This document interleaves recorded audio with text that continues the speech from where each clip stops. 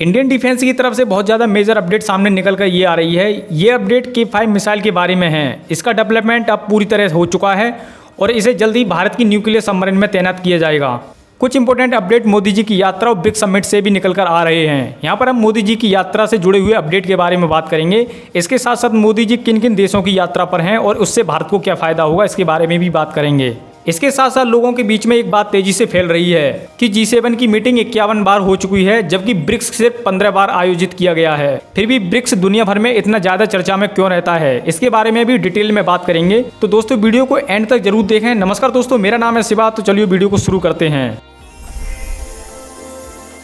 दोस्तों पहला update K5 missile के बारे में है। K5 एक ऐसी मिसाइल है जिसे भारत ने अपनी न्यूक्लियर सबमरीन के लिए बनाया है। मतलब इसे समंदर के नीचे से एक खास तरह की पनडुब्बी से दागा जा सकता है। और दोस्तों इसकी खास बात यह है, ये मिसाइल 5000 से लेकर 6000 किलोमीटर तक मार करने की ताकत रखती है। यानी भारत से चीन, मिडिल ईस्ट, यूरोप तक इसका टारगेट किया जा सकता है। चलिए जानते हैं कि K5 मिसाइल कैसे काम करती है। K5 मिसाइल एक 3 स्टेज वाली सॉलिड फ्यूल मिसाइल है।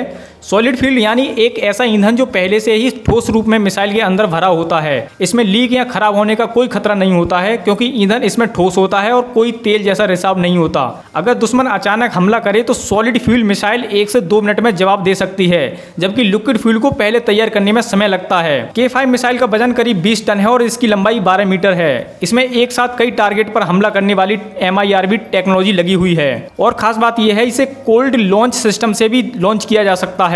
दोस्तों कोल्ड लॉन्च सिस्टम का मतलब होता है मिसाइल को पहले दबाव वाली गैस से बाहर निकाला जाता है, फिर हवा में जाकर उसका इंजन स्टार्ट किया जाता है। सबमरीन या कैनिस्टर को कोई नुकसान नहीं होता, क्योंकि अंदर आग नहीं लगती है।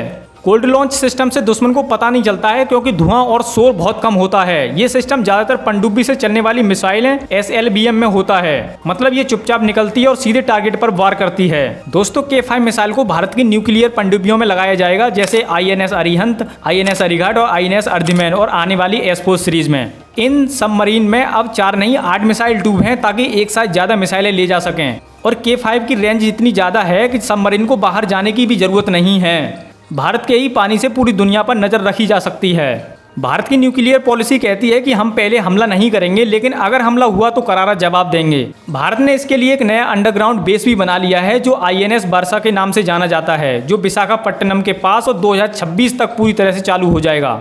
यहाँ भारत की 12 न्यूक्लियर सबमरीन रह सकती हैं, वो भी बिना दुश्मन को पता चले।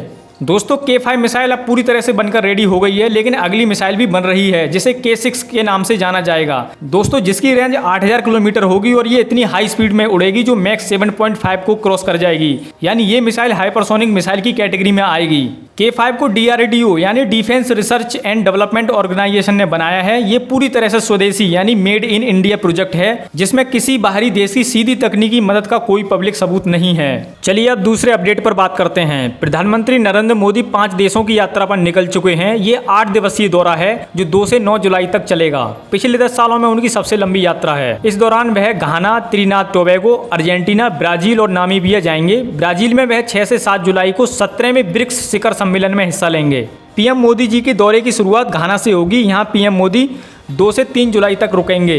ये 3 दशकों में से किसी भारतीय प्रधानमंत्री की पहली घाना यात्रा है। इस दौरान वह घाना के राष्ट्रपति से मुलाकात करेंगे और आर्थिक, ऊर्जा और रक्षा सहयोग को नई मंजिलें देने पर बात होगी।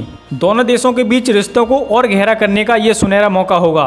दोस्तों इसके बाद PM मोदी 3 से 4 जुलाई को त्रिनाद टोबैगो पहुंचेंगे। ये 1999 के बाद किसी भारतीय प्रधानमंत्री का पहला दौरा होगा।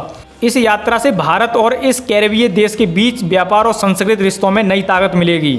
दौरे का तीसरा पड़ाव अर्जेंटीना में होगा। PM मोदी 4 से 5 जुलाई को यहाँ पर रहेंगे। वहाँ पर रक्षा, कृषि, खनन, तेल और गैस जैसे क्षेत्रों में साझेदारी को और मजबूत करने पर जोर देंगे।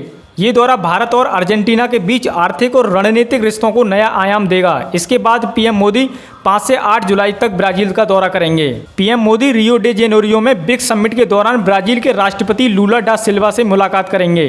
दोस्तों यात्रा के दौरान प्रधानमंत्री नरेंद्र मोदी राष्ट्रपति लूला के साथ व्यापार, रक्षा, ऊर्जा, अंतरिक्ष तकनीक और स्वास्थ्य के क्षेत्र में रणनीतिक भागीदारी को मजबूत करने की बात करेंगे। ब्राजील दक्षिण अमेरिका में भारत का सबसे बड़ा ट्रेड पार्टनर है। पीएम मोदी के दौरे का आखिरी पड़ाव नामीबिया होगा। यहाँ पीएम 9 जुलाई को पहुंचेंगे। वहां उनकी संसद में भाषण देने की भी उम्मीद है। इस दौरे से दोनों देशों के बीच सहयोग को नई रफ्तार मिलेगी। पीएम मोदी नामीबिया जाने वाले भारत के तीसरे प्रधानमंत्री होंगे। दोनों देशों के बीच द्विपक्षीय व्यापार वर्ष 2000 में $30 लाख था, जो अब करीब $60 करोड़ पहुंच गया है। भारतीय कंपनियों ने नामीबिया के खनन, मैन्युफैक्चरर, डायमंड प्रोसेसिंग सेवाओं में क्षेत्र में निवेश किया है। दोस्तों अब बात करते हैं G7 और ब्रिक्स के बारे में। G7 क्या है? यह है 7 अमीर और विकसित देशों का क्लब है, जैसे America, Japan, France, UK, Germany, Italy और कनाडा। ये देश पहले से ही ताकतवर हैं, उनके पास टेक्नोलॉजी और पैसा बहुत ज़्यादा है, लेकिन इनकी मीटिंग अब थोड़ी औपचारिक और सिस्टम में बंधी हुई लगती है। अब जानते हैं ब्रिक्स क्या है। ब्रिक्स में है भारत, रूस, चीन, ब्राजील और साउथ अफ्रीका। ये देश उभरती हुई अर्थव्यवस्था हैं, यानी अभी विकास कर रहे हैं और दुनिया की नई ताकत बनना चाहते हैं। दोस्तों ब्रिक्स का फोकस है ग्लोबल साउथ, यानी विकासशील देशों की आवाज़ उठाना।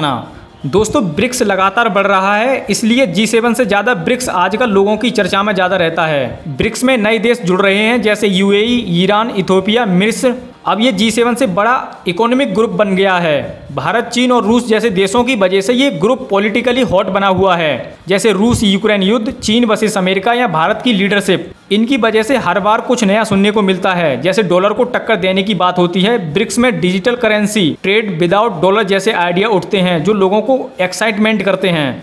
दोस्तों ब्रिक्स गरीब देशों की आवाज़ बनता है। G7 तो पहले से ही अमीर है, पर ब्रिक्स विकासशील देशों की चिंता करता है। इसलिए अफ्रीका, लैटिन अमेरिका, एशिया के छोटे छोटे देशों को ब्रिक्स से ज़्यादा उम्मीदें हैं। G7 पुराना और मजबूत क्लब है, लेकिन ब्रिक्स आज के दौर का जोशीला और तेजी से बढ़ता हुआ आंदोलन है। ये ऐसा ग्रुप है जहां भारत जैसे देश दुनिया को लीड कर सकते हैं। दोस्तों इसलिए कम मीटिंग के बावजूद ब्रिक्स आज के टाइम और ट्रेंड दोनों को रिप्रेजेंट करता है और जनता को वही पसंद आता है जो नया, दमदार और बदलाव लाने वाला हो।